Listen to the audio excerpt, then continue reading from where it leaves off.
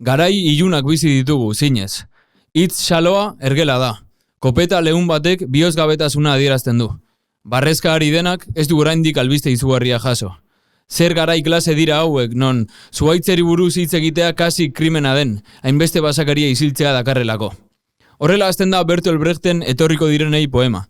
Garai ilunak dira gureak ere, zinez. Palestinar herriaren genozidioa da agian erakusle muturrekoena. Zentzurik aldu humorezko podcast bat egiteak. Ez alda kasi krimena. Palestinarren gorpuak estaltzen dituzten hondakinen irudiak, estaltzen dituzten eduki audiovisualetan ekarpen egitea. Gure garaiaren iluntasun espezifikoari dagokion galdera hau, Brechten beste hitz batzuk moldatuz erantzun genezake. Garai ilunetan, egongo da podcastik, garai ilunei buruz.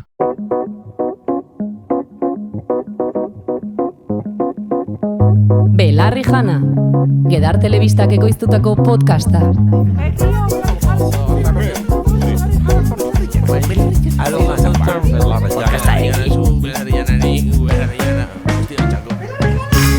Kaixo, ongi etorri bertsolaritzaz hitz egin ez duen Euskal Podcast bakarrera, oraindik. Guan eta Martin gara, eta gaude Belarri janean, Gedar Telebistak ekoiztutako podcasta, eta hasi baino lehen gauza bat, enteratu gara gauza batetaz. Aipamen berezia. Bai, hau ez da mehatxu bat edo izan daiteke mehatxu bat. Enteratu gara EHUko kazetaritzako lehenengo mailako klase batean erabili duzuela Belarri jana, lan bat egiteko. Irakasle batek jarri du lan bat egiteko. Orduan, irakasle horri mezu bat, parte hartu baduzu iaren sinadura bilketan, ondo jarriko kontaktuan gurekin nahi baduzu, eta hitz egingo dugu, zeren, nahi duzunaren inguruan, eta ez baduzu parte hartu jan zaitez pikutara eta ez erabili gure materiala esartu. Hori da. Gaurko programa ere erabili dezake noski, badin eta iaren sinadura bilketa bere sinadura ere jarri badu, eta sarreran gutxi gora bere iradoki dugun bezala, gaurkoan hitz egingo dugu Palestinako genozidioari buruz, gertatzen ari denari buruz, eta hasi baino lehen nahiko genuke, kostatu zaigula erabakia hartzea, beste gai batzuk ere buruan genituen, inork Twitterren esan duen bezala, azken egunetan egonda materiala, Belarri janarentzako, maiatzaren bataren manifestazioak, zer reakzio sortu dituen, aktualitate politikoan beti dago zer esanik, baina azken asteetan Israel egiten ari den ofentsiba, baita ere maila internazionalean guztia edukitzen ari den tamaina ikusita, ikusten genuen zentzua edukiz ezakela honetaz hitz egiteak. Aldi berean, zalantza ere badago. Zentzua du beste zerbaitetaz hitz egiteak? Zentzua du honetaz hitz egiteak ez bagara agian gai izango sekulako ekarpenak egiteko?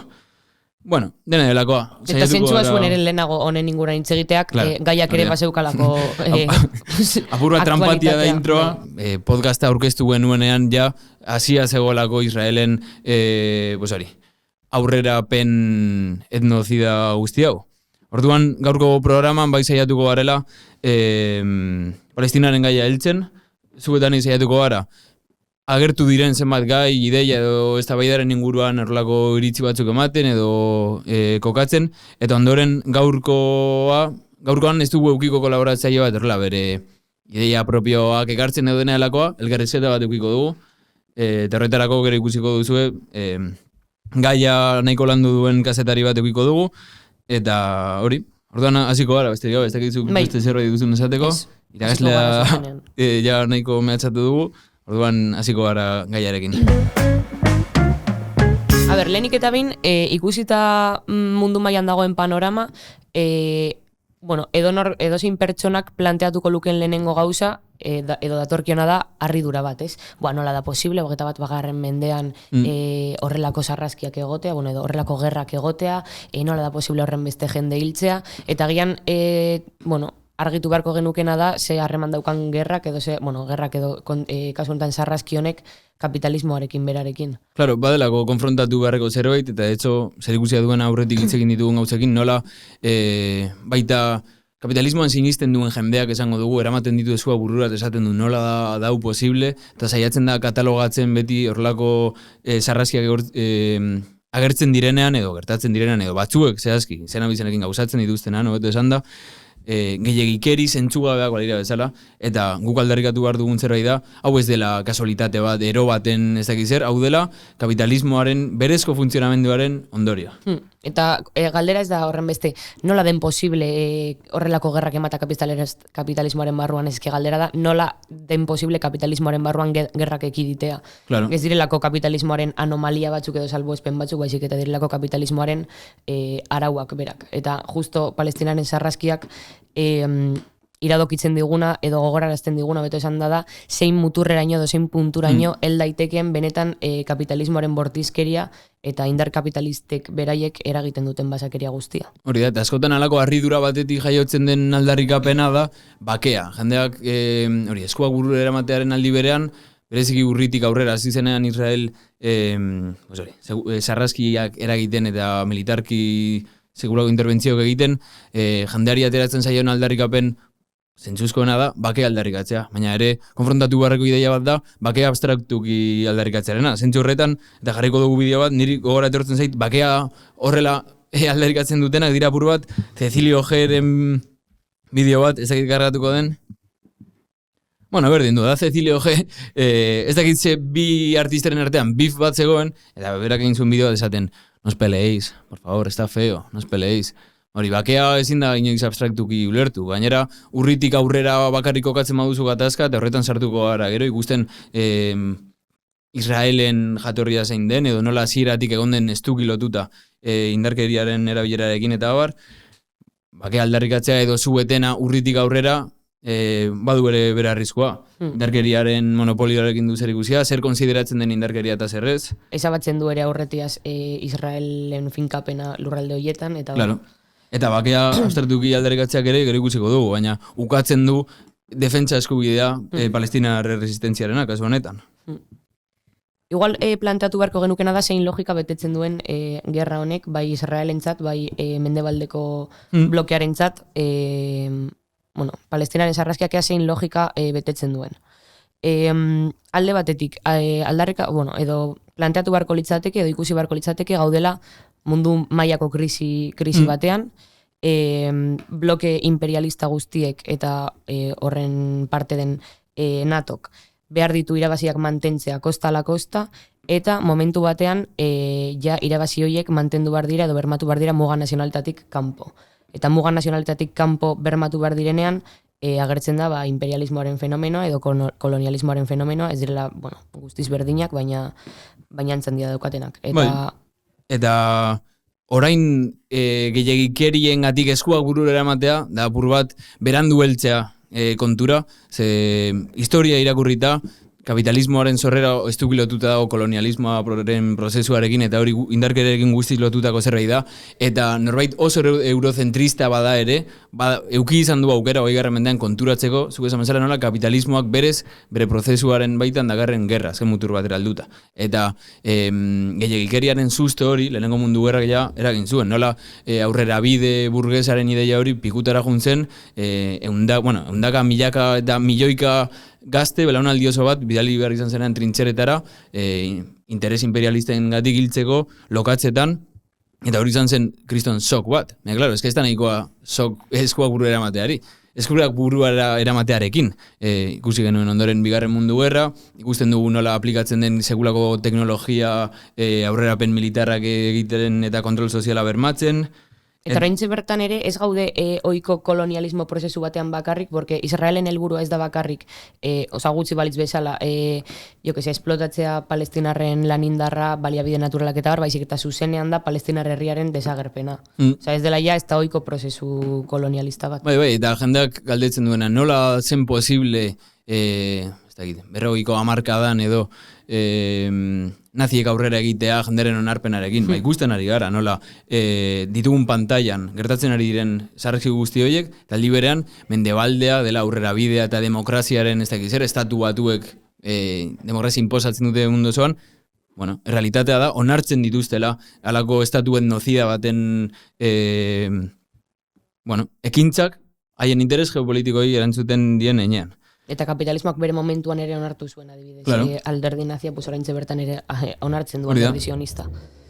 Eta 20. mendea izan bada gerrak oso markaturiko mende bat, eta saldu bat ziguten ere, orain pakea etorriko dela eta ikusten ari gara, azkenengo urte edo hilabetetan, mendebaldeko estatu guztiak ari direla berriro sustatzen aurrekontu militarren areagotze bat, rearme bat esango dugu. Eta ez gara ez dakin ora jun behar, Espainian Margarita Roblesek berak ere adierazi du, jendea ez dago nahikoa kontzientziatuta gerraren, errealitateaz edo ez dakin dola esan. Ikusten genuen ere, orain dela hilabete batzuk von der Leyen esaten que la guerra en Europa no es inminente, pero no es imposible, hau da, aukera egon alko litzatekela gerra baterako, eta aurrekontu militarrak ari dira igotzen herrialde guztiak. Eta mai gaineratzen ari da, oraintxe bertan berriro debatea, ea gazteak joan barko liratezken frontera, ematen duela debate bat surrealista izan barko litzatekela gaur egun, baina ez da. Errealitatea oso bestelakoa delako. Hori da, eta aurreko programetan esan dugu, Europak inposatzen du politika beste herrialde guztiei, eta realitate bada, gauza horiek ari direla planteatzen, eta oraintxe bertan Europan parte hartzen duten alderdi guztiek nolabait onartzen dutela programa hori, dela gerrarena, eta gerrak orokorrean dakarrena, eta ikusten ari gara ere bai, estatuen barruan autoritarismoaren igora, gerraren aurkako protesta ekiditeko kontrol sozial erramienten bitartez, edo, ikusiko dugunez, jazarpen polizialaren bitartez zuzenean. Eta apur bat aurrera egiten, ikusten ari gara, eta aipatu dugu, da, Palestinen gertatzen ari dena kriston barbaridade da, eta gainera ematen da kasua, edo ez dakin dola esan, lehenengo aldiz, kriston irudipila zabaltzen direla mundura, ekiditen saiatzen diren arren, ikusten dugu ere, nola adierazpen askatasuna, urratu bezaketen nahi duten moduan, baina heltzen dira irudiak, eta heltzen ari dira irudi oso gogorrak, eta zentzu horretan normala da jendu guztiak, 1000 aldiz esan du dira, baina eskuak buru ere amatea. Eta ikusi ditugu gainera, Israelen partez, ez da indola esan, jarrera edo oso bortitzak ere bai. Urrian bertan, lehen aipatu dugu, Israeleko TikTokean sortu zen alako moda edo txiste bat. Challenge bat zen, edo trend bat, un trend. Palestinarrez mozorratzea, justo hasi zirenean oso gogor sartzen militarki, eta basikamente haietaz farra egiten. Ikusi dugu hori teknologia militar oso aurreratu erabiltzen zibilen aurka, guztia grabatua dron eta abarren bitartez, eta gainera badago alako beste faktore sozial moduko bat, Met Gala hori, ez dakit dela osan dozerren, baina moda asunto bat da. Supuestamente da rekaudatzeko dirua? Bai. Norentzako? Ez dakit baina da zer humanitaria uste. Haien buruarentzako rekaudazioa. Sortzen da alako zientzia fikziozkoa dirudien irudi moduko bat, zeinetan jende superaberatz eta famatu hori agertzen den Palestinako irudia jasotzen ditugun aldi berean, alako jantzi ultra, ez dakit, nola deskribatuko? Momentu horretan ere, gertatzen ari zena zen barruan zeudela metagalarekin, eta kanpoan zeuden jendea manifestatzen palestinarren alde, eta polizia kriston jepoiak ematen, kriston atxiloketak, ematen du bi mundu paraleloa daudela, eta ematen du zientzia fikzioa. Hori da. Eta horretara jo nahi nuen, eta de hecho, lehenengo programan, nik bota nuen esaldi nahiko arraro bat zela, egunen batean Black Mirrorri buruz hitz egingo nuela. Eta gaur da momentu horretaz hitz egiteko. Izan ere, behin gehiagotan entzun izan dut, edo agertzen da zere sozialetan, bizi dugun mundu honek, esan dako elementu zientzia fikziozko edo rollo honengatik, badiru diela Black Mirror. Eta egun batean ideia bat eukin nuen. Black Mirror, nik ez dut osorik ikusi, baina kapitulo batzuk bai. Eta ez dakienaren txat. Azken denboraldiak bastante txarrak. Txarrak direla, hori beti gertatzen da ez. Azten dira ondo programak eta... Bueno, Socialdemokrazia bezala. Socialdemokrazia bezala, Podemos, berdin da. Black Mirror, zientzia fikziozko etorkizun distopikoa planteatzen dira, ez teknologiaren garapenaren edo teknologiaren erabileraren ondorioz, eramaten du gizategia beti egoera oso gogorretara. Badago kapitulo bat ere gerraren efektu deshumanizanteaz eta bar, interesgarria da, eta nik pentsatzen dut, neurriren batean balio dezakela, jendea kontzientzia hartzeko batekin, bestearekin, baina dena den, bada ere industria kulturaleko elementu bat, eta iruditzen zait, zoritxarrez, eta egian ez era intentzionatuan, jokatzen duela paper bat, alako gauza zitalen normalizazioan. Ze benetan Black Mirrorrekoa dena, ez da Israelek egin duen bezala dron bat jarri aur baten negarraren audioa simulatzen jendea gerturatzeko eta gero jendea akatzeko. Benetan Black Mirrorrekoa dena da, horren aurrean, jendearen erreakzioa izatea, Black Mirror. Orduan, Black Mirrorreko gidoi baten, kapitulo baten gidoia izan zitekeen, realitatean gertatzen ari diren barbaridade guzti hauen aurrean, jendeak euki dezakegun erreakzio posible bakarra izatea, hostia, Black Mirror ematen du. Eta hor bizitzea gelditzen da. simulazio bezala, eta gehienez balio duela unkitzeko, gehienez, baina ez kontzientzia politikoa eratzeko dela garrantzitsuena dena benetan. Eta beti memekin bezala, bizi dugu dena como distantzia batetik, ez balitz izango bezala gure kontua, eta ziurazki, eske, jo que sé, nire kurritzen zait, karo, baina Alemanian nazian, nola egongo litzateke jendea, nola baimenduko luke, guk en parte baimentzen dugu. Bizi dugulako dena distantzia batetik eta ez dugulako esku hartze politiko bat sustatzen. Hori da. Eta horrela igual aipatzea Eurovisionekin. Eurovisionen ere oso badera zer izan zen. Zirko guztia, Eurovisionen gertatu ziren kriston mobidak, jendea zegoen kejatzen Israelek parte hartzen zuelako, Israelek ere aktiboki sustatu zuen boten bitartez eta ez dakit ze mierden bitartez Israelek irabaztea, egon ziren hor txantxullo batzuk. Da gerra erabiltzen, gerra, bai. Erabiltzen haien alde bezala, ez? Alako pietate bat ideia. Baina hor jendeari, como okurritzen zitzaion bakarra zen, Israel borrokatzeko Israeli boskak kentzea. Eta Israelek etzuenan irabazi jendeak, ospatzen zuen, en plan, buah, increíble, hemos derrotado a Israel, pues las derrotado en un concurso ficticio de Black Mirror, porque momentu horretan gainera, galaren momentu berean, egon zen kriston sarraskia. Bai, baina Eurovisionek Met Gala horrek bezala eskaintzen digu irudi, gure gizartearen dekadentziaren irudi hori zeinetan aldiberan ematen den, zuko esan bezala, genozidio bat, online, en streaming esango dugu kasi, eta liberan dagoen alako festa moduko hori, eta irudi jakin bat zegoen, nik ekarri nahi nuen, ez dakin zerrialdeko Italiako abeslaria, Imagine abesten dela, atera izan den gai bat, Imagine abesten, eundaka mobile grabatzen duten bitartean, baina arrazoia ez da, genozidio baten aurka posizionatzea, que ya me dirás, zer den Imagine abestea. Baizik eta, abestu zuen Imagine, beste ez dakiz herrialdetako parte hartzaia, kanporatu izan zelako konkursotik, ez dakiz bronka ukizutelako, bertan. Eta Eurovisioni buruz hitz egin da, nik uste, ez da lehenengo aldia Israelek erabiltzen duela Eurovision, edo Mendebaldeak erabiltzen duela Eurovision Israel zuritzeko. Duela urte batzuk irabazi zuen, Israelen ospatu zen Eurovision. 2010ko Israeleko abeslariak egonda sinatzen bombak Gazara joango zirenak, orain Israeleko abeslariare bazilatzen joango dela frontera borrokatzera palestinarrak hiltzea, eta bizida dena, albidetzen da, jendeak horrelako aurpegian bazilatzea eta ez da ezer gertatzen. Ez da ezer gertatzen, baina guk aipatu nahi genuen beste ideietako bat bazen, ikusi dela nola palestinarenak ere eragin duen mobilizazioak maila internazionalean, urri azaro aldean ikusten genituen hainbat herrialdetan mobilizazio oso masiboak, eta optimismo puntu batekin alko bagenu begiratu kontua, edo ze potentzial politiko duen gertatzen ari denak, izan daiteke belaunaldi batentzako modu bat ere konturatzeko Mendebaldearen izaera basatiaz, edo ez da egin dela esan. Horroz adierazgarri izan zen, sobre todo, bai markatzen zuelako inbatean hamarkada berrien indar bat, Students for Gaza kanpaldiak, hasi zirenak estatu batuetan, zabaldu zirela harin Latinoamerikatik, Europatik, gero heldu ziren Espainiar estatura, Euskal Herrian ere iak egin zituen, eta bar.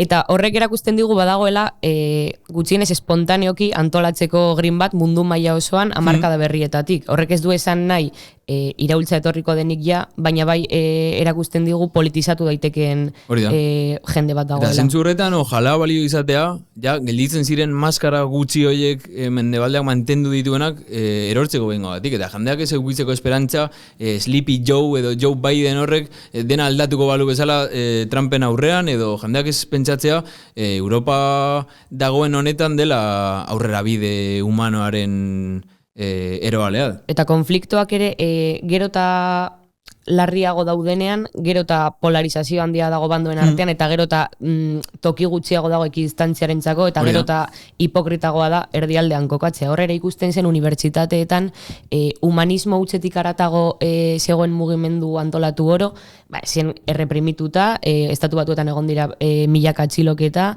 estatu batuetan ere egon dira enpresariak esaten zituzten ikasle guztiak kontrolatuta, con reconocimiento facial, eta hor egon zen jende guztia ez duela eukiko lanik etorkizunean. Eta aldi beran, estatu batuetako gobernuak eraman du polizia ikaslea jasartzeko, eta okerez banago ere talde horlako fasistak edo paramilitarrak antolatu dira kanpaldiak erasotzeko, eta nolabiteko impunitatez jokatu dute ikaslea jipoitzen eta bar. Euskal Herrian ez da ikusi halako irudien gogorrik, baina, eta zer ikusia duenez, podcasten hitz egin dugun zerbaitekin, jarriko dugu ETB-ko programa berri batean, PP-koa omen den tipo batek esan duena, Euskal Herriko akampadei buruz. Nahiko adirazlea delako, pues hori politikaren zeulerkera dagoen, nola jendeak dituen muga batzu, palestinenen alde bai abstraktuki, baina gero realki zerbait egiten duten aurka nola posizionatzen diren, eta saiatuko gara bi bideo jartzen. Lehenengoa hori, Galder deituriko tipo batek esan dagoa.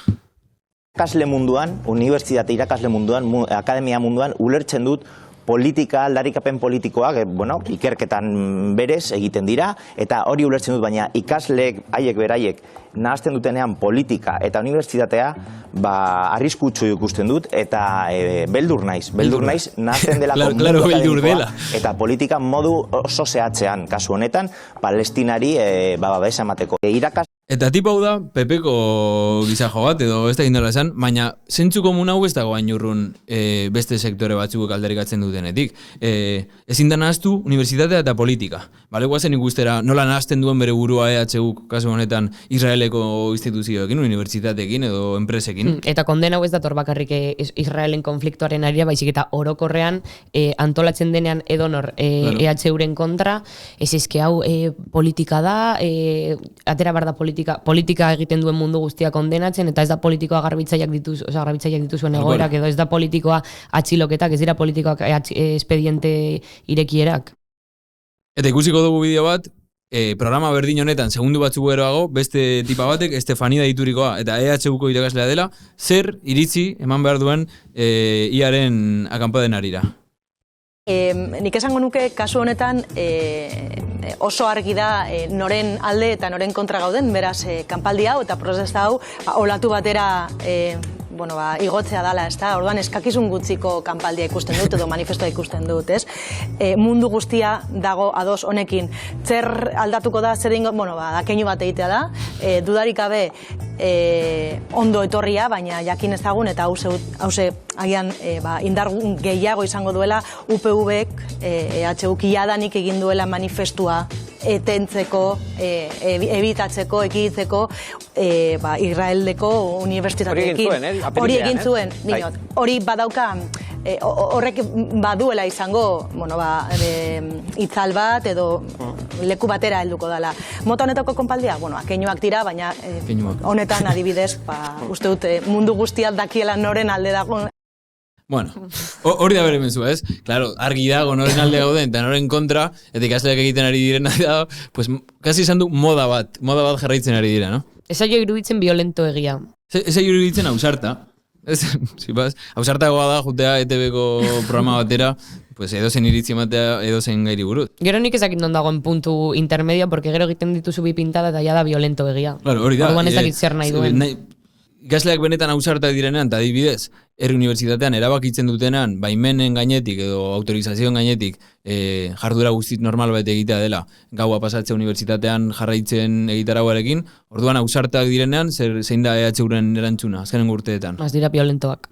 Eta hor ere dago violentziaren ulerkera oso interesatu bat, porque eske bizigara berez violentoa den sistema batean, eta soilik kondenatzen da estrukturala ez den violentzia hori. Hau da, jamaz defendatzen da ez violentoa da. Bueno, ez violentoa benetan dena da sarraskia. Eta violentzia neurtzen da bere funtzionalitatearen eta bere helburuaren arabera. Orduan, violentzia bat zilegia da, eta beste violentzia bat ez da zilegia. Eta kasu honetan, Palestinar herriak dauka zilegitasun osoa defendatzeko, eta kasu honetan ere ikasleek nahiko balute, eukiko leukete zilegitasun osoa fakultateak erretzeko.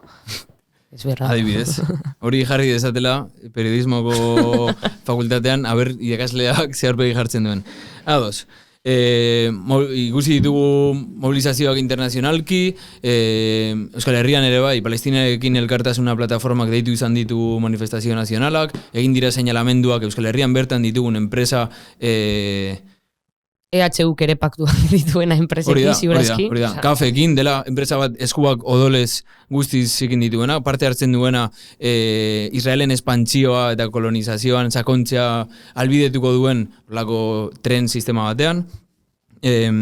ikusi dugu Euskal Herriko Kontseilu Sozialista eta GKS bera ere protestaka, eta indarkeriarekin gaiarekin lotuta, GKS kontzentrazio bat egin zuen, Donostin seinalatzen PSOE guzti honetan zegoen papera, ze PSOEren gan ere gero sartuko gara, baina oso argia da irudi hori nolabaiteko kezu dela Israelen gehiagikariaz, baina jarraitu duela bere gobernuak, gero emango ditugu datuak edo, harremanak edukitzen Israelekin, egin zen kontzentrazio hori, eta ertzaintzak kargatu zuen, eta Eneko Andueza, aurreko programan nahiko denbora eskaini genion, atera zen kejatzen GKS-eren indarkeria. Zezuenean, berak ez da bere alderdiak ezerrez esan Israelen indarkeriari buruz. Orduan, balantzan jartzen duen bakoitzak oso adierazgarria da kasu hauetan. Eta gian, atala honetan edo internazionalki egon diren erreakzioetaz, aipatu genezak ere bai, agian txikikeri bada, baina Macklemore, rapero estatu batu barrak, abesti bat egin du gaiari buruz. Eta nik egia esan, bigarren eskuko den dei buruzko abesti horretatik, eta beste abesti batetik aratago, ez nuen asko ezagutzen. Baina interesgarri nire gustatzen zaite. Macklemore, edo abestia. Bai, Macklemore. Eta bestia ere, Hemendik konbidatzen dugu, gurekin elkarrizketa bat, niri abestia gustatu zait. Baina ikastea euskera, nik inglesez eskutzen dugu.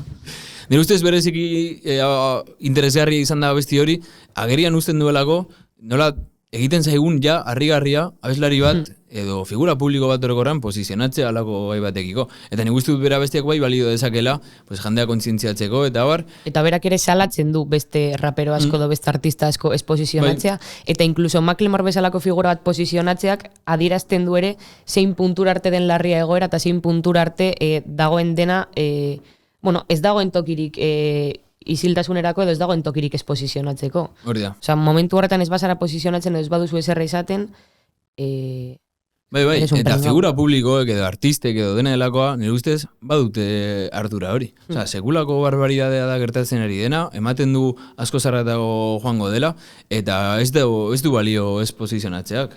Eta ikusi dugu, aipatzen egon gara, nola, gazte belaunaldi berri bat mundu mailan ari den posizionatzen nahiko era garbian, tokian tokiko gobernuen aurka, seinalatzen nola estatu batuek bereziki eta guk ere Europar batasunak zeharreman dituen Israelekin, baina ikusten ari gara ere bai, beste posizio erdiko hori, posizio epel hori edo incluso Israelen alde kokatzen dena, ere nahikoa edatua dagoen mendebaldeko herrialdeetan, tartean Espainiako gobernuan.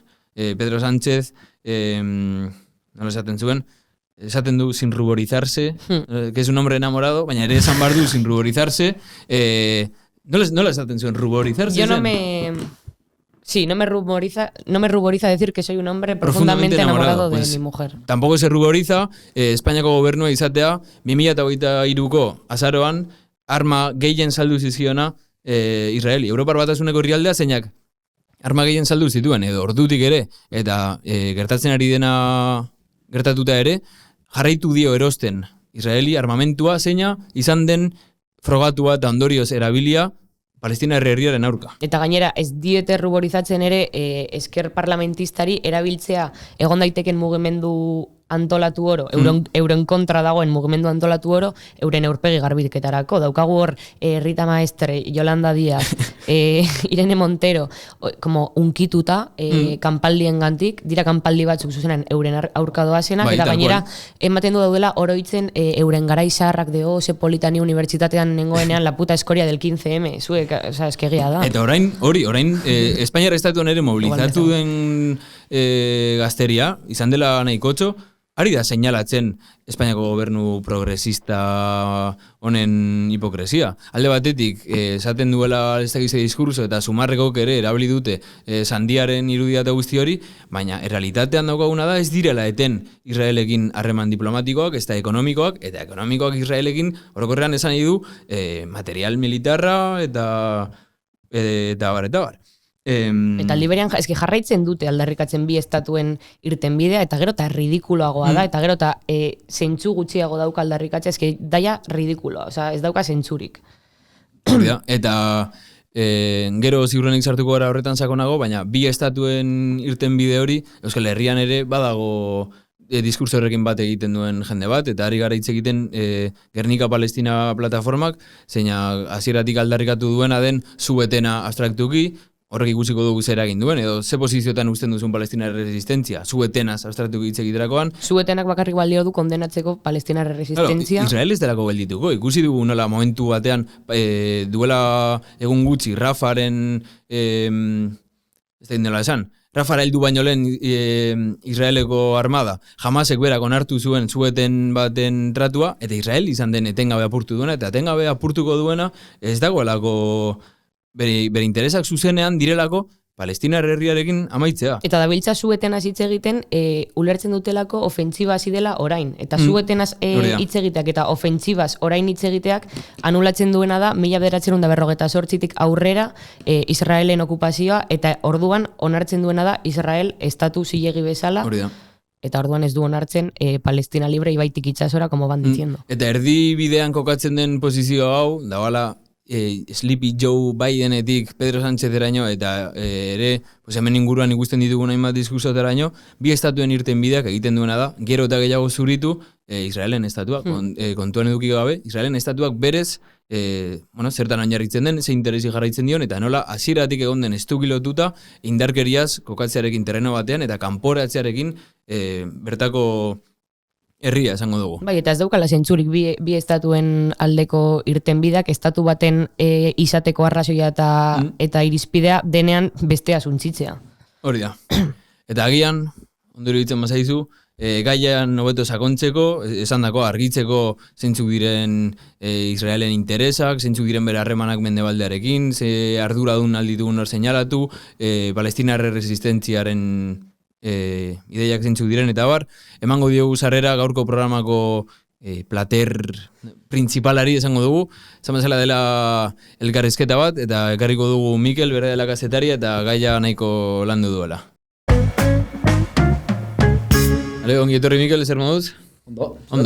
Ondo. Jagoaz gainetik entzen urduritasuna programena, eta hasi baino lehen elkarrizketarekin, uste dut aipatzeko badela, bestela norbaitik aipatuko duelako, goazela uniformatuta, gutaz espero den bezala, orla, Adidas rollo honekin, gure txakur famatua jazten den bezala, ez dugu nahi egin, ikusentzulek jakiteko. Ez gara sekta bat. Baina batzutan horrela jazten gara, eta gaur emandak esolitatea 3 horrela goazela. Hasiko gara elkarrizketarekin besterik gabe. A ber, Mikel, zuk dakizuguk baino bastante gehiago, hauzi honen inguran, orduan joango gara apur bat galderak egiten, alziren orokorragoak, gero igual espezifikoagoak, joateko zuere testu inguratzen. Lehenengo galdera izango litzateke, ea ze garrantzi daukan, edo ze relevantzia daukan gaur egun mundu mailan Palestinaren inguruko hauziak, eta zergatik egon beharko ginateken kezkatuta benetan Palestinaren sarraskiaren inguruan. Bai, nik uste dut 3 arrazoiengatik nagusiki elkarrekiko banaezinak direnak. Batetik dago arrazoi historiko bat, bestalde dago arrazoi politiko bat, eta 3. arrazoi etiko bat. Arrazoi historikoari dagokionez, beharrezkoa da puskatzea Bigarren Mundu Gerratik hona zabaldu den mito kaltegarri bat, hau da, holokaustoa gertakari isolatu edo errepika ezin gisa ulertzen duena, ia historiako genozidio bakarra izango balitz bezala. Eta hemen, lehen esan duzuen bezala, esan behar da, sarraskia berezkoa zaiola kapitalari, hau da. Kapitalismoan ezerk ez duela ziurtatzen, errugaben sarraski masibo gehiago gertatuko ez direnik.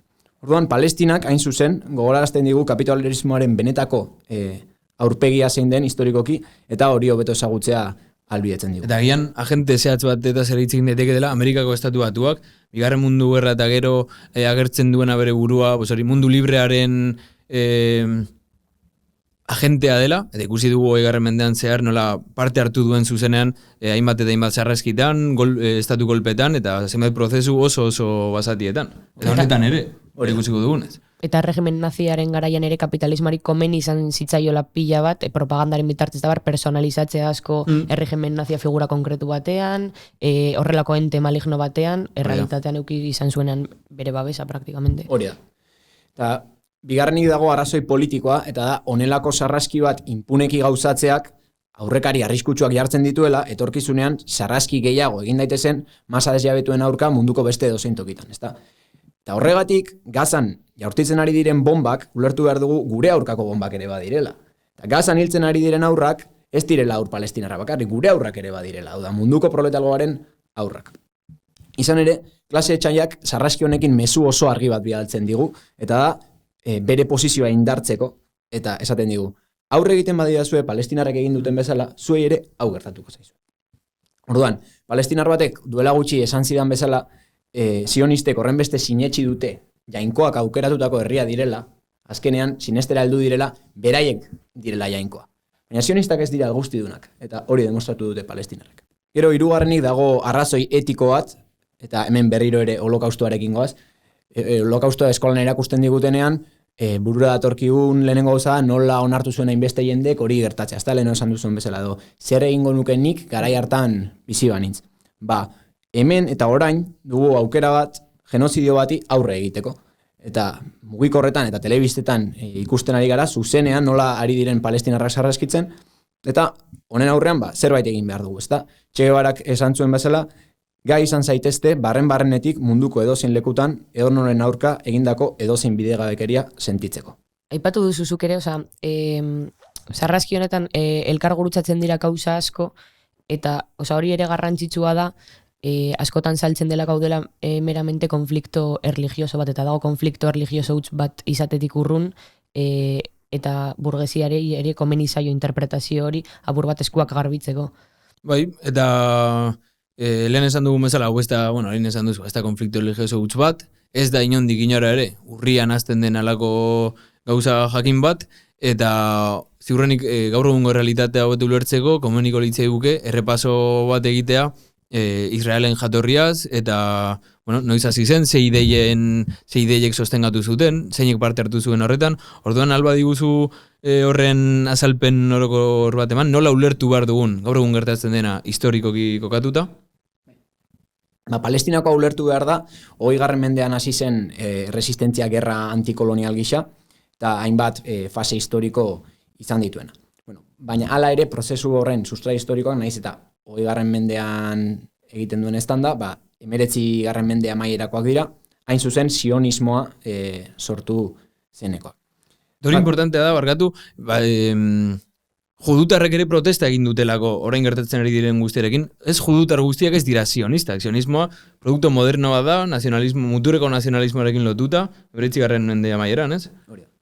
Bai, sionismoa da 19. mendea amaieran sortu zen ideologia nazionalista bat, Europako judu burges batzuek sortu zutena, Theodor Herzl izan zen bere ideologo nagusia, eta ezarri zituen, eta ondorengo sionistek ere oinarri batzuk, sionismoa definitzen dutenak. Lehenengoa litzateke, judaismoaren ulerkera sekularra, hau da, juduek ez dutela erlijio bat osatzen, baizik eta nazio bat direla. Bigarrenik dago, judutarrek nazio bat diren enean, nazio estatu bat sortzeko eskubidea dutela. Eta hirugarrenik, nazio estatu hori palestinar lurretan eraikiko dutela, edo eraikitzeko borondatea izan dutela hasiera-hasieratik.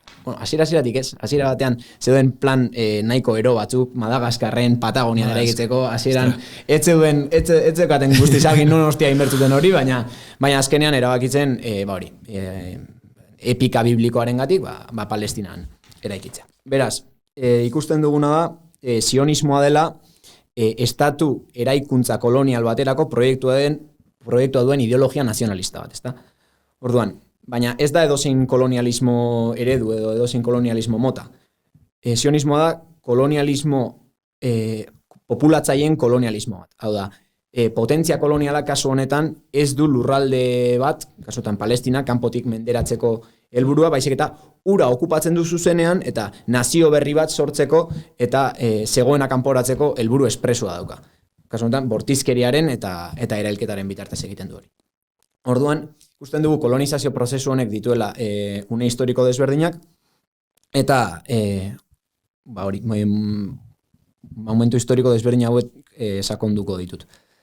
Lehenik eta behin, esan behar den lehenengo gauza da, proiektu hori hasiera-hasieratik mendebaldeko potentzia imperialistek babestu zutela, zertarako ekialde hurbila delegazio bidez kontrolatzeko helburuarekin.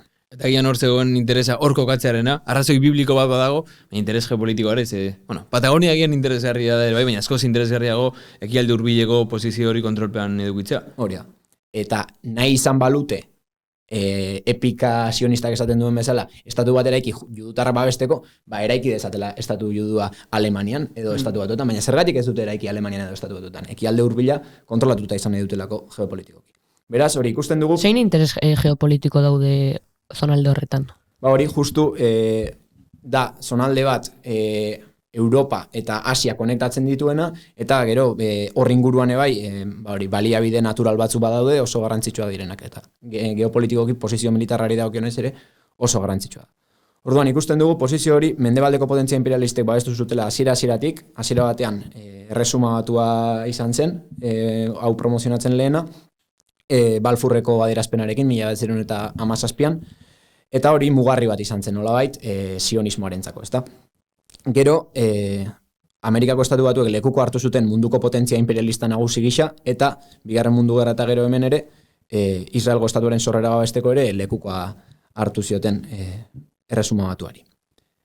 Baina, arazo bat zegoen plan hori aurrera eramateko, eta da, nola sortuko zuten estatu judu bat, biztanleriaren 85% baino gehiago judua ezen lurralde batean. Bada, garbiketa etniko batekin.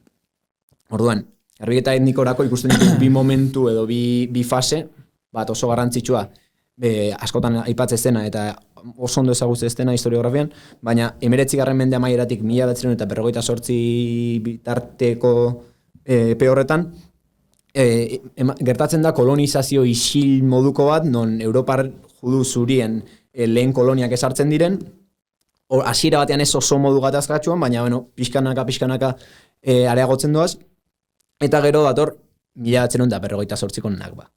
Nakbak arabieraz ondamendia esan nahi du, eta perfektuki ulertzen da zergatik, 750.000 palestinar baino gehiago kanporatu zituztelako, eta 15.000 palestinar baino gehiago hil zituztelako. Hau izan zen Israelgo estatuaren nolabait suzko bataioa edo.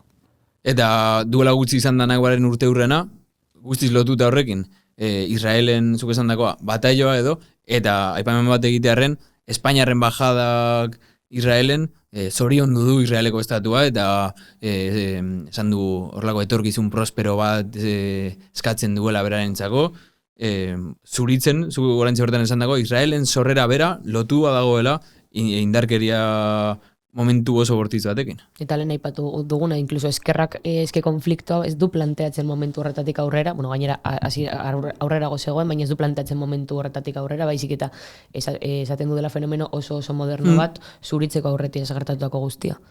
Hori da. Eta gero, hemen ikusten duguna da, nazio batuen 1947ko banaketa plana, hemen gogoratu behar dugu, izan ere, horren arabera, plana bere zen Israelgo estatuari 46,5 ematea eta Palestinari berriz 43,5. Hor Palestina historikoa horrela nahi zuten banatu hasiera batean nazio batuetan. Baina zionistek hori ere ez zuten errespetatu. Hau da, 1948ko Nakbaren ostean hartu zuten Palestina historikoaren 78% eta Palestinarri utzi zietena izan zen 22 bakarrik Gaza hegoaldean eta Zisjordania ekialdean. Baina nazio batuek honen aurrean zer egin zuten? Ezerrez. Eta gero etorri ziren, komeriak. Eta zeintzuk izan ziren komeri hauek? Inguruko estatu arabiarrek normala den bezala, mehatxutat jo zutela, beraien mugetan zabaltzea, arabiarrak sistematikoki kanporatzen ari zen potentzia kolonial berri bat, ezta? Orduan, eraso egin zieten 6 egunetako gerran, 1967an, Egiptok, Siriak, Irakek eta Jordaniak osatutako koalizio batek, eta koalizio arabiar honek galdu egin zuen. Orduan, ondorioz, gerra horren ostean, Israelgo estatuak okupatu zuen Palestina historikoaren 100%, eta gero hartu zituen iparraldean Siriako Golaneko goiak, eta hegoaldean Egiptoko Sinai penintxula.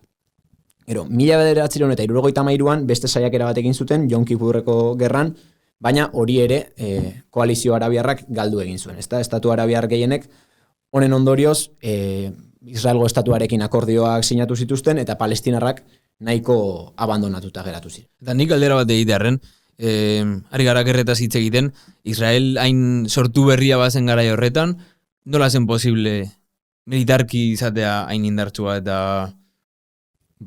kanpoko potentziek armatu zutelako. Zuzenean, ez? Zuzenean armatu zutelako, eta gero ere arabiar estatu horiek sortu berriak ziren, eta beraien doktrina militarra ez zegoen oso garatuta ere.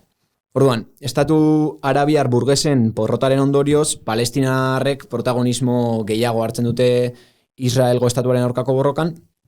Orduan, ikusten dugu 1960 eta 1970 hamarkaden artean, palestinarren masa erakunde politiko propioak indartzen direla, ezta?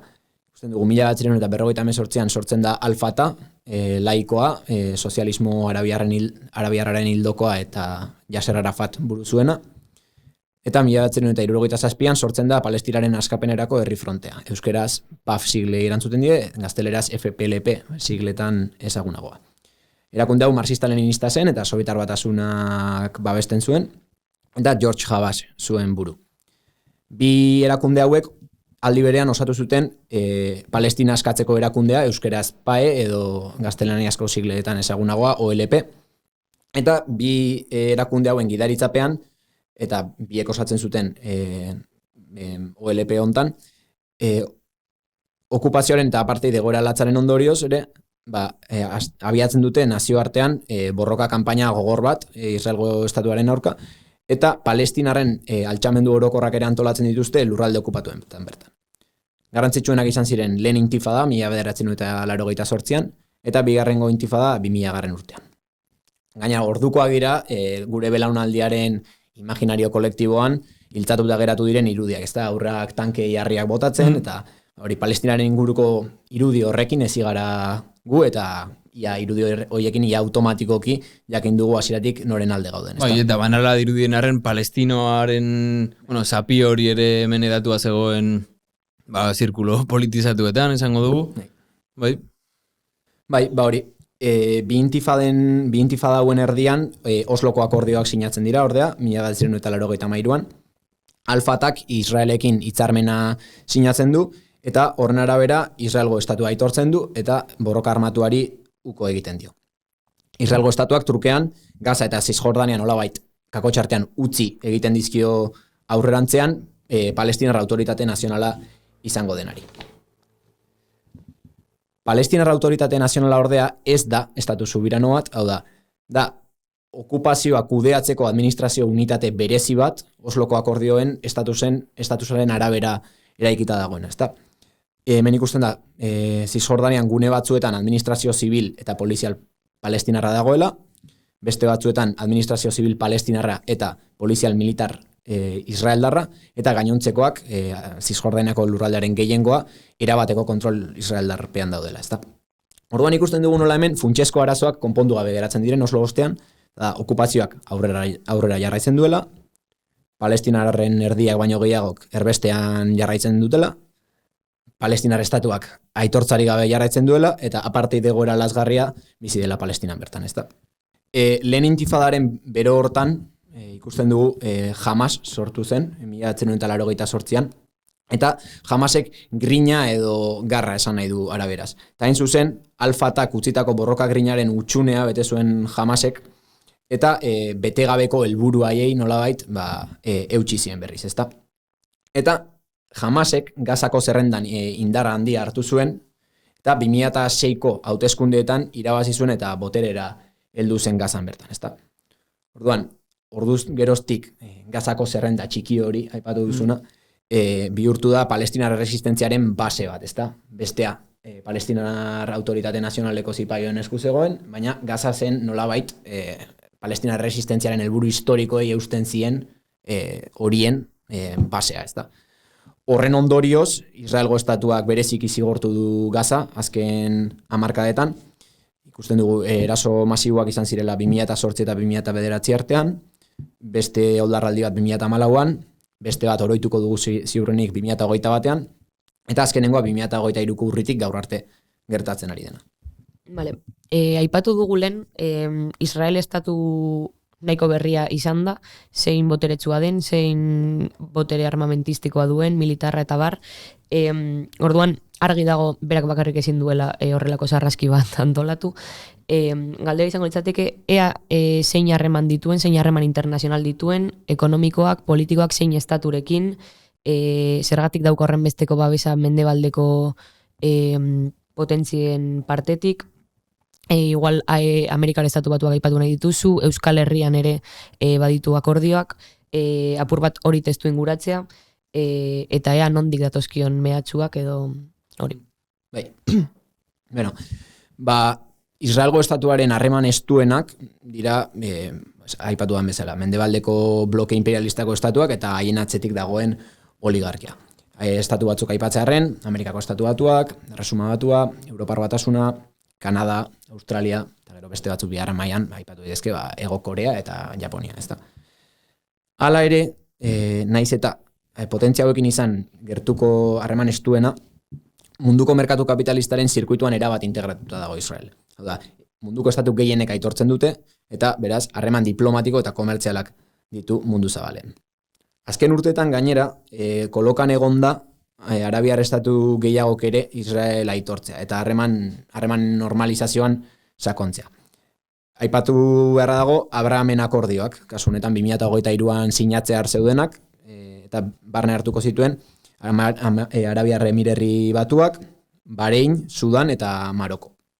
Eta hori, mehatxu zuzena zen, herrialde hauek arabiarrak diren heinean, Palestinarentzat. Eta pixkat, testu inguru horretan ulertu behar ditugu urriaren 7an Palestinar resistentziak jotako kontraerasoak. Euskal Herriari dagokionez, Euskal Herrian hainbat enpresek oso harreman estua dute, estatu sionistarekin. Datu batzuk ematearren, 2022an Euskal Autonomia Erkidegoko 50 enpresa baino gehiago produktuak esportatu zizkien sionistei, 218,2 milioi eurotan, konparatzearen Australiak eta Kanadak bezain beste. Hori bakarrik Euskal Herriak. Euskal Autonomia Erkidegoak. Euskal Autonomia Erkidegoak. Bai. Gero, importazioi dagokionez, Israelgo estatutik Euskal Autonomia Erkidegora importazioak egin ziren 22,9 milioi euroko balioan 2022an, eta 2023an 152 gehiago importatu zuten sionistek Euskal Autonomia Erkidegotik. Lehen aipatu duzuen bezala, EHUk ere normaltasun osoz Israelgo estatuko unibertsitateekin akordioak sinatu ditu, pixkat iak kieto parao esan dion arte. Baina hala ere, gehien nabarmendu dena Goierriko KAF enpresa izan da, leheno aipatu duzue, eta enpresa honek sinatu du Jerusalemgo tranbia eraikitzeko kontratu milioidun bat, lotzen duena Jerusalem, Cisjordaniako asentamendu kolono berriekin, eta plan malefiko horri azpiegitura jartzen dio, ezta? Bestalde, armagintza eta elikadura industriarekin ere, Euskal Autonomia Erkidegoan badira hainbat enpresa harremanetan, eta hori ez gain, ezin aipatu gabe dutzi, gure politikari profesional maiteak, Eusko Jaurlaritzak, ezaguna da, ertzaintzak hainbat hamarkadatik ona, hori, testing combat etiketadun materiala importatu duela, hau da, Palestinaren aurkako sarraskietan eraginkorrak demostratu diren materialak importatu ditu ertzaintzarentzako, eta ezaguna da ere, Israelko armadak, Israelgo poliziak, zerbitzu sekretuek ertzaintzari entrenamendua eman izan diotela, ezta? Eta alderdi politiko profesionalei dagokionez, EAJaren kasuan aspalditik da ezaguna, Israelgo estatuarekin harremanak dituela, eta orain, azken urteetan, agerian geratzen ari da, hainbatean baita EH Bilduk ere, geroz eta gertutasun gehiago duela. Ikusi besterik ez dago, Zion Inarritu, legebiltzarkidea. Edo, azken aste hauetan ere Arnaldotegik berak egin dituen deklarazioak, inolako zalantzarik gabe onartzen, irten bidea dela, Israel bera ere onartzea, Palestinarekin batera. Eta daukaten irakurketa interesatuan, non soilik interesatzen zaien Palestinaren askapena, baldin eta elikatu badezak Euskal Herriko proiektu nazionala. Instrumentalizatzen guztiz Palestinaren borroka, errealitatean dagoenan paktuak egiten enpresa askorekin eta dagoenan albidetzen parlamentuan egotea alderdi politikoak zuzenean harremana daukaten Israelekin. Ados, egia esan kriston repasoa eman diguzu, datu pila bat, apunta hartzeko moduko interbentzioa, eta nahiko ondo adierazi duzu Israelen proiektuaren maltsurtasunaren tamaina, edo ez dakit nola esan, galdera interesgarri bat izan ziteken ere bai, eta ikusten ari gara Palestinar herria ari dela dituen baliabideekin erresistitzen Israel desplegatzen ari den armamentu guztia eta tankeak eta abar, eta interesgarri izan ziteken nahiko argia denaren argitzea, zergatik erresistatzen dute palestinarrek, zeintzuk izan dira haien aldarrikapen historikoak, ikusi dugu hamarkada edatu den borroka bat dela, eta ez dakit tokia duen, edo aipatu dezakezun, sozialismoaren aldarrikapenak edo klase borrokaren aldarrikapenak ze forma hartu duen ere bai, helen aipatu dituzun, resistentziaren frakzio desberdinetan, edo? Bai, hori da. Erresistentzia behar gisa. Hau da, erresistentzia ez desagertzeko. Palestinarrek eurek esaten duten bezala, resist to exist.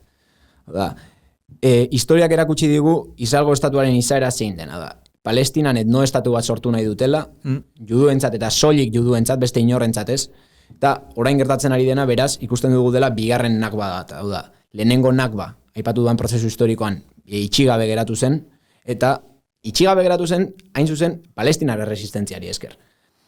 Eta beraz, ikusten dugu nola, historiak erakusten digun, sionistek zigorgabe jarraitzen baldin badute, inork ez baldin badizki hankak gelditzen, kolonizazio prozesuarekin jarraituko dutela, modu mugagabean. Eta palestinarrek, hori gertatze baldin bada, euren indar apurrekin egin beharko diotela aurre kolonizazio prozesuari. Orduan, zeintzuk dira palestinar resistentzia honen aldarrikapen historikoak? Alde batetik, okupazioaren amaiera, deskolonizazioa eta Israelgo estatuaren desegitea. Bigarrenik, Palestinar herriaren autodeterminazioa eta Palestinar estatuaren sorrera, laikoa eta ibaitik itsasora. Hirugarrena, itzulera eskubidea. 1948 geroztik kanporatuak izan diren palestinar guztientzat eta haien senidentzat. Eta laugarrenik, amnistia osoa. Israeldar kartzeletan gatibu dauden preso politiko palestinarrentzat. Nazioarteko aliantzei dagokionez, traizioak traizio, Palestina ez dago bakarrik. Hau da, ikusten ditugu, nabarmenduko ditut 4 bloke, hemen nazioarteko aliantzei dagokionez. Alde batetik daude, estatu traidoreak. Hau da, FPLPek bere garaian aspalditik arabiar erreakzionarioen blokea gisa identifikatzen zuena. Egipto, Jordania, Saudi Arabia. Bigarren bloke badago, aliatu desegonkorrena, nolabait. Agian batematek zumbatuko nago esatetik, baina bai, aliatu desegonkor batzuk. Hau da, puntualki lagundu izan dutenak Palestina azken urteetan, baina ezin gara eta ezin dira fidatu hauetaz. Zeintzu dira hauek? Turkia, Katar, Golkoko beste monarkia batzuk. Eta hirugarrenik, aliatu irmoak leudeke. Azkenengo hamarkadetan irmoki palestinar kausa defendatu dutenak, entrenatu dituztenak, armatu dituztenak, finantzatu dituztenak, laguntza humanitarioa gehiago bidaleitenak, izan direnak Iran eta Siria. Eta laugarrenik, eta ez horregatik garrantzia gutxiagokoa, azken hamarkadetan desagertu den aktore bat. Eta da, nazioarteko proletalgo iraultzailea. 20. mendean oso garrantzitsua izan zen, nazioarteko proletalgo iraultzailea, palestinarren aldeko kanpainak egiteko, eta enaiz sartuko zehazki zer gauza egin ziren, baina hori. Nazioarteko aktore garrantzitsu bat izan zen, nazioarteko proletalgoa, eta gaur egun, aktore politiko iraultzaile eta independente gisa, oraingoz desagertuta dagoela, eta berregiteko bidean dagoen, ezta? Aliantza mapa honen gainean, ikusten dugu bitartean, estatus kanpoko alderdi eta miliziekin ere harreman estua duela palestinar resistentziak. Hemen garrantzitsuena erresistentziaren ardatza da, hau da, nazioarteko koalizio bat anti-amerikarra eta anti-sionista. Erresistentziaren ardatzau osatzen dute. Libanoko Hezbolak, Ansarrula mugimenduak edo UTI izenez ezagunagoak direnak, Yemenen, ikusi ditugunak itxasogorriko itxasontziei Israelera zijoazen itxasontziei eraso egiten, Irakeko erresistentziare garrantzitsua esaten ari da, eta gero daude beste talde txikiago batzuk, beste herrialde batzutan, edo herrialde horietan bertan. Sozialismoa Palestinan nola dagoen gaur egun? Bi aipu garrantzitsu egin behar dira hemen. Lehenik eta bain, bi erakunde marxista nagusi egon direlako historikoki. Alde batetik lehen aipatu dugun Palestinaren askapenerako herri frontea edo FPLP, marxista-leninista izan dela. Eta bestalde dago Palestinaren askapenerako fronte demokratikoa edo FDLP. Hau izan dela marxista-leninista maoista. Kuriositate bezala, hauek izan ziren komunikatu atera zutenak babesa emateko Palestinarekin elkartasuna Euskal Herriko Plataformaren lehenengo manifa nazionalari. Goendala gutxi. Historikoki, bi antolakunde marxista nagusiak izan dira bi hauek Palestinan, eta oso garrantzitsuak izan dira erresistentziaren historian, batez ere FPLP, izan ere, 20. mendean, bigarren alderdi indartsuena zen OLP barruan, Al-Fataren ondoren. Bi alderdiok ez zituzten Osloko akordioak onartu eta oso kritikoak izan dira palestinar autoritate nazionalarekin eta bere Zisjordanen ezarri duen sistemarekin. Baina hala ere analisi sakonago bat egin behar da argitzeko zergatik diren musulmanak palestinar erresistentzia hegemonizatzen duten alderdi nagusiak gaur egun. Hamas adibidez. Hori da, Hamas edo jihad islamikoa edo beste talde batzuk ere badaude. Hau da, ikusten dugu nola 20. mendean palestinar erresistentziako eragile nagusiak laikoak eta komunistak ziren, eta 21. mendean berriz eragile erlijiosoak diren nagusi, ezta. Nire ustez, eztabaida horrek bi elementu hauek jorratu beharko ditu, betorkizunera begira eztabaidatu behar denean, eta bata da, nazioarteko sozialismoa desegin izanak nola eragin duen, eta bestalde batetik nazionalismo laiko palestinarraren buruzagien traizio, ez da. Nola eragin duten bi elementu hauek, hori eztabaida potolorako ematen du. Ados. Ikusten dugu, eta suposatzen dut ere izango dela apur bat zaila, lortzea eta biltzea konflikto honen inguruko datuak egoera dagoelako etengabe aldatzen eta egun batetik bestera, inkluso aste batetik bestera, egoera asko aldatzen delako, Israelek eraso handiak egiten duelako, mugak irekitzen duelako, eta bar.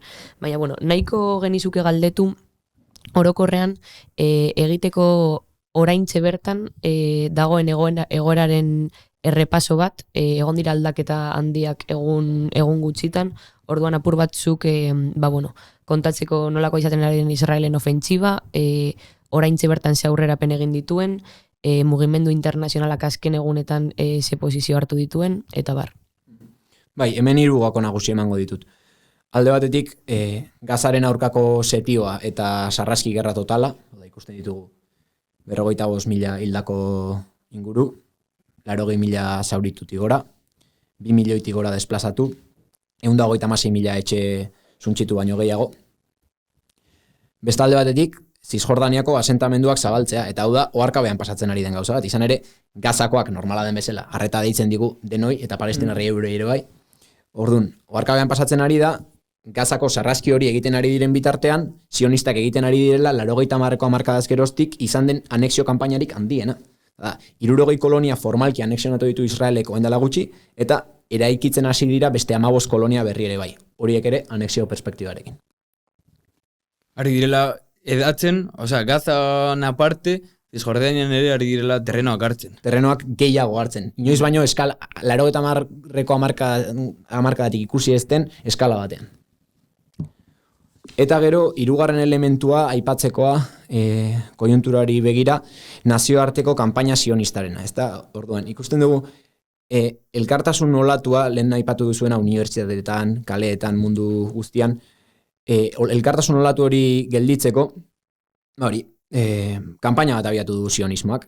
Beste herrialdeetan, askatasun politikoa murrizteko, oldarraldi autoritario bat sortzeko, presioa egitea, ez da.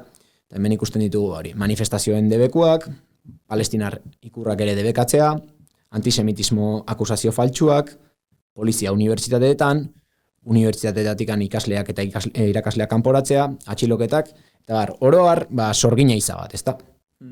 Europan eta Amerikako estatu batuetan orokortzen ari dena eta oso larria dena.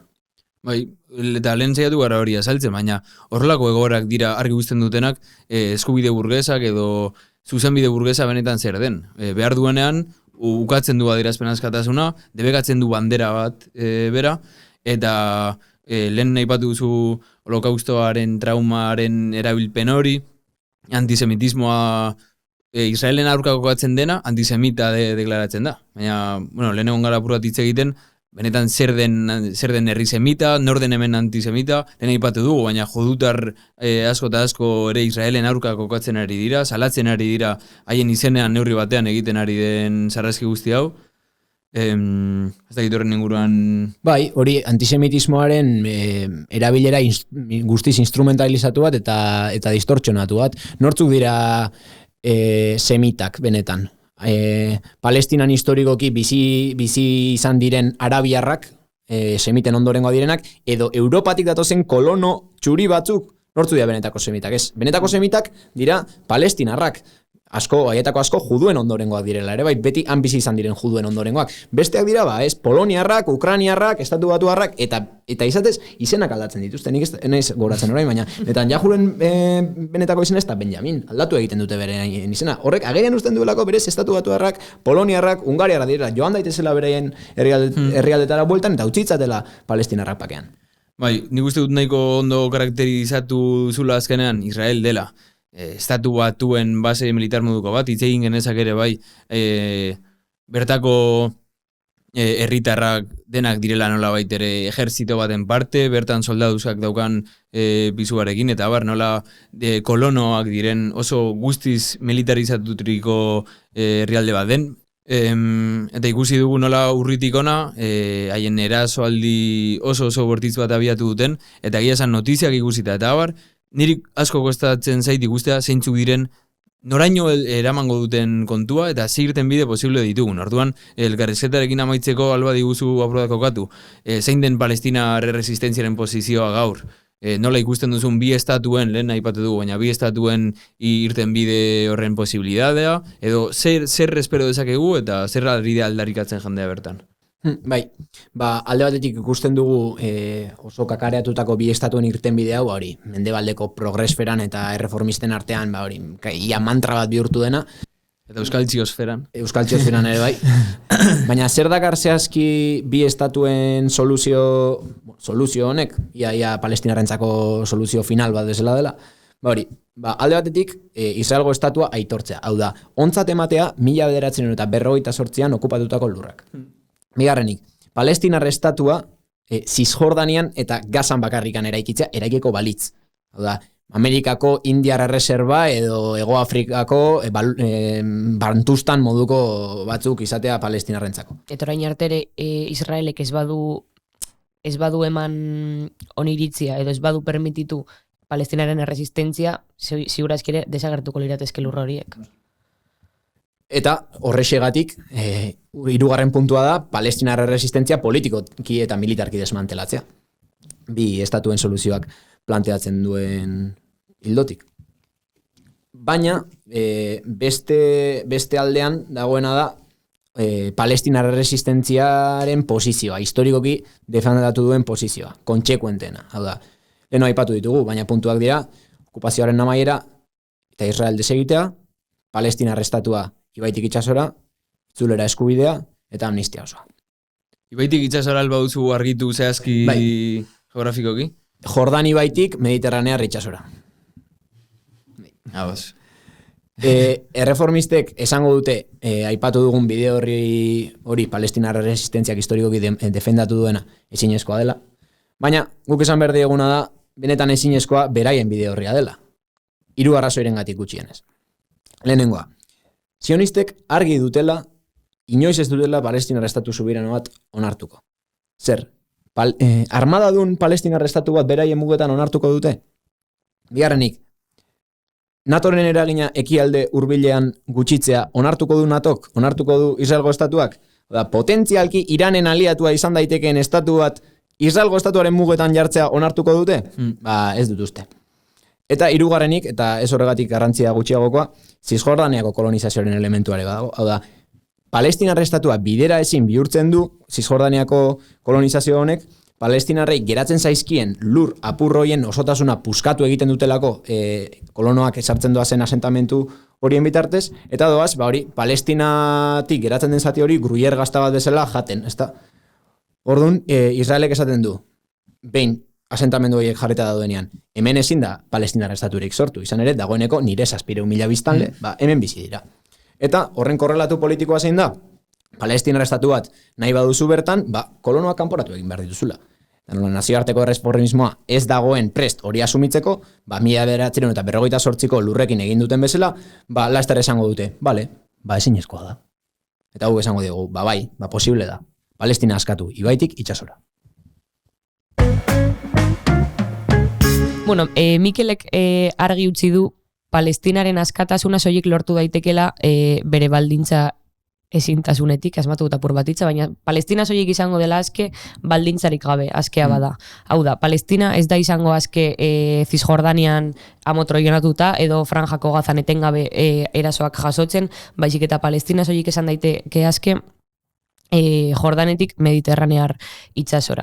Orduan, gaur-gaurkoz ez dago inongo alternatiba instituzionalik garbi daukana diskurtso hau eta ahalbidetzen duena diskurtso hau. Ikusten dugu Pedro Sánchez paripea egiten herrialde desberdinekin, aitortzeko abstraktuki Palestinar herria, baina gero kondenatzen aldi berean Palestinar herriaren erresistentzia.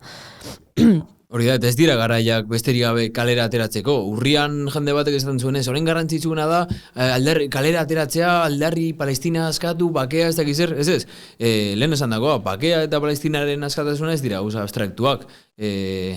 Zehaztasunak behar dituzte. Eta Israelen estatuaren zilegitasuna bera ukatu behar dugu Palestinaren askatasuna aldarrikatu alizateko.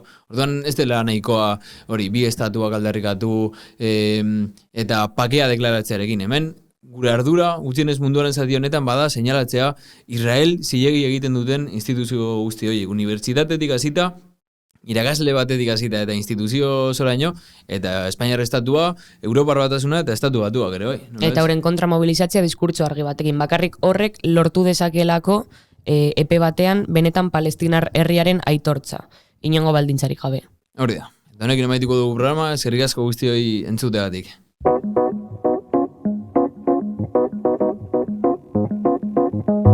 Belarri Jana, Gedar Telebistak ekoiztutako podcasta.